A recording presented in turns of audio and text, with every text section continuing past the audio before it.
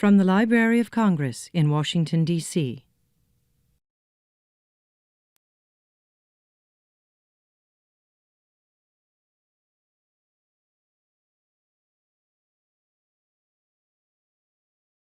What is the legacy that you would like to leave behind as an author?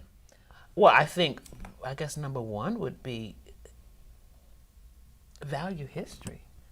You know, I do what I do, and I try to make history come alive because I believe history makes you whole. And I believe that, there's that saying, Sankofa. I think some people translate it, go back and pick it up. Yes. In Brooklyn, Reverend Johnny Ray Youngblood, his translation is the way out is back through.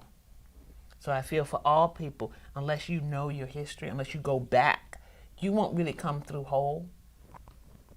When I was a kid, see, I got flashcard history. It was like black people were slaves, and then there was no more slavery, and then and black people were ignorant, and it was just it was like Reconstruction was a time it was horrible because some black men had power and they messed up, and it was like there was nothing for me but shame and violence and I knowing that I come from people who were enslaved.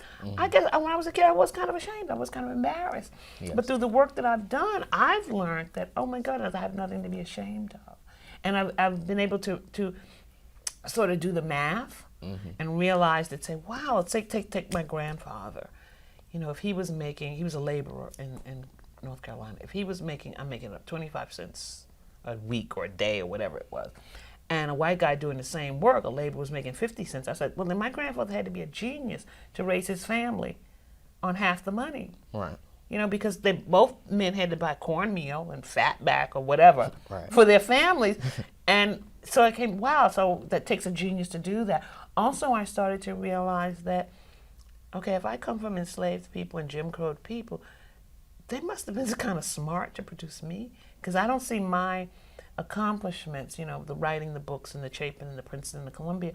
I don't think that's just about me. I think that says a lot about the people I come from. So I think, my goodness, can you imagine if my grandfather had my opportunities, what he could have done, or my great-grandfather?